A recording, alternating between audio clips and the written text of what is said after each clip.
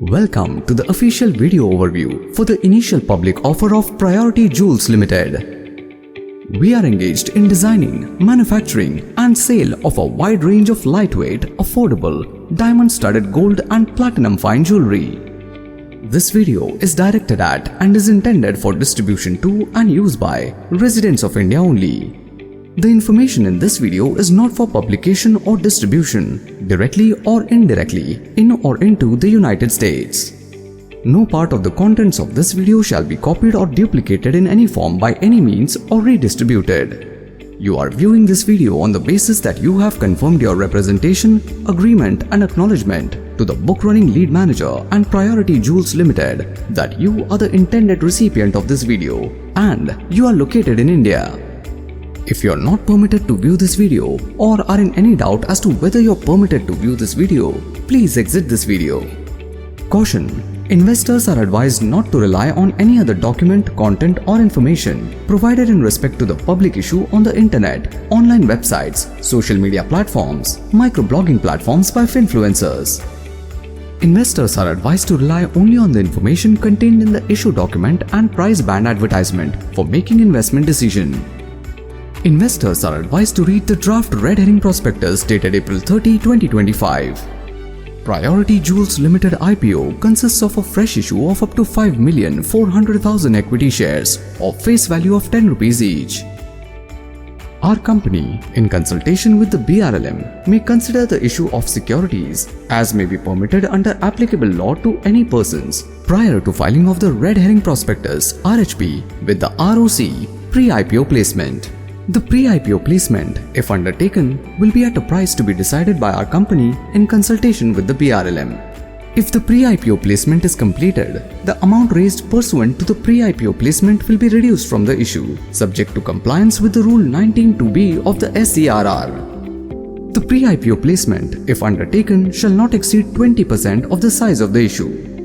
Our company was incorporated on October 12, 2007 with its registered and corporate office at Mumbai, Maharashtra, India.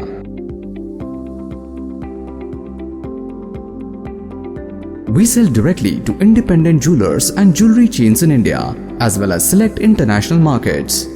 We supply our products to leading jewelry chains including Carat Lane Trading Private Limited, Kalyan Jewellers India Limited, Reliance Retail Limited, Malabar Gold and Diamonds FZCO, Tribhuwan Das Bhimji Zaveri Limited and Senco Gold Limited, as well as several family-run jewelers including Om Jewellers Private Limited, Manubhai Gems Private Limited and Mahindra Jewellers. Our ability to blend craftsmanship with innovation has enabled us to establish long-standing relationships with major Indian retail jewelry players, reinforcing our position as a trusted supplier to our customers. Source: Care Report, exclusively commissioned and paid for by the company and prepared by Care Analytics and Advisory Private Limited in connection with the IPO. Our portfolio primarily comprises daily wear jewelry, including rings, earrings, pendants, neckwear, bracelets and occasion couture jewelry, all of which are developed using contemporary design approaches and modern manufacturing techniques. We also manufacture lab-grown diamond jewelry based on specific orders received from our customers. Our product portfolio is centered on lightweight, affordable daily wear pieces that are crafted for a wide audience across the country. By focusing on innovative designs, modern aesthetics and functionality, we uniquely position our offerings to target growing demand from a diverse consumer base with rising disposable incomes and preferences for designer jewelry that reflect both style and practicality. We have over 15 years of experience in the jewelry manufacturing industry. Two of our promoters, Shailesh Sangani and Tushar Mehta, have about 3 decades of experience in the gems and jewelry industry. As of December 31, 2024, we have over 200 customers, predominantly in India, including 159 independent jewelers and 35 jewelry chains. Several of the independent jewelers and jewelry chains we serve are long-standing customers. Over the years, we have expanded our market presence across 21 states and 3 union territories in India and have exported products to 13 countries globally, including the United States of America, UAE, Hong Kong and Norway.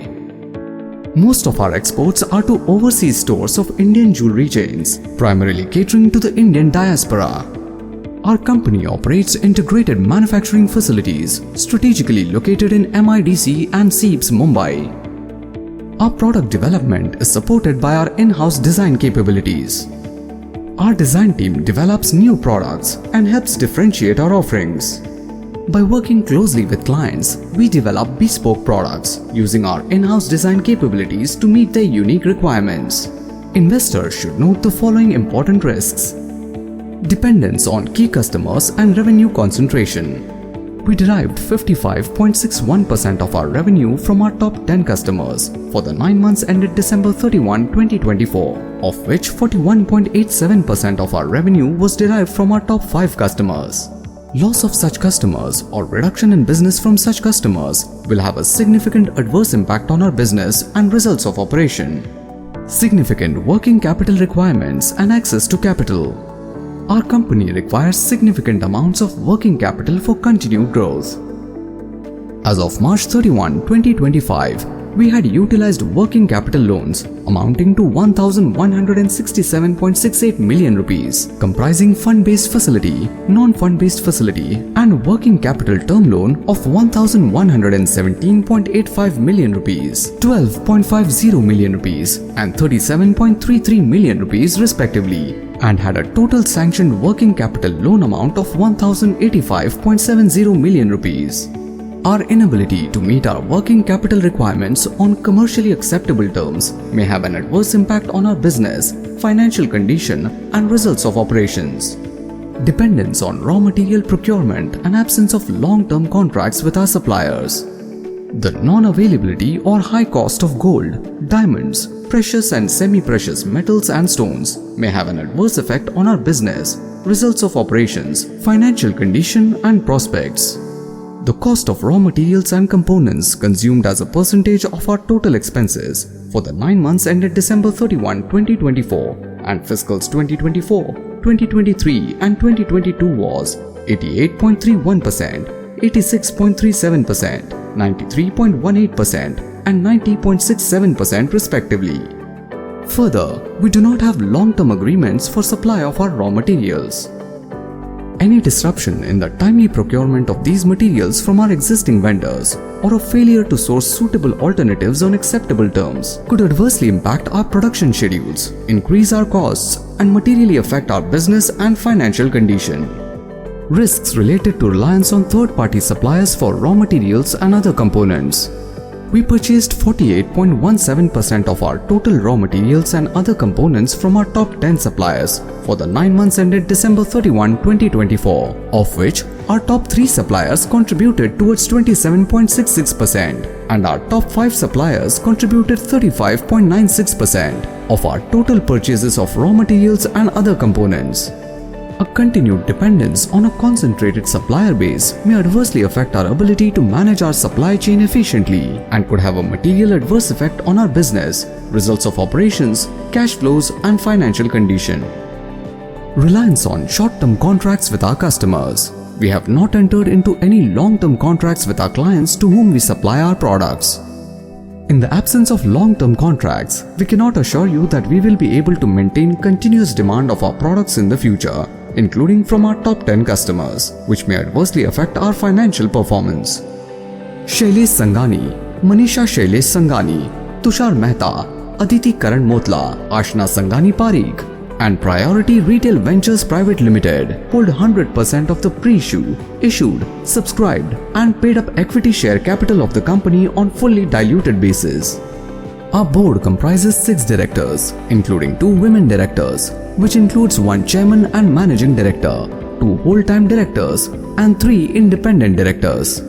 Company's revenue from operations during the 9-month period ended December 31, 2024, fiscal 2024, fiscal 2023, and fiscal 2022 was 2,954.19 million rupees, 4,105.05 million rupees, 4,708.52 million rupees, and 4,030.82 million rupees respectively.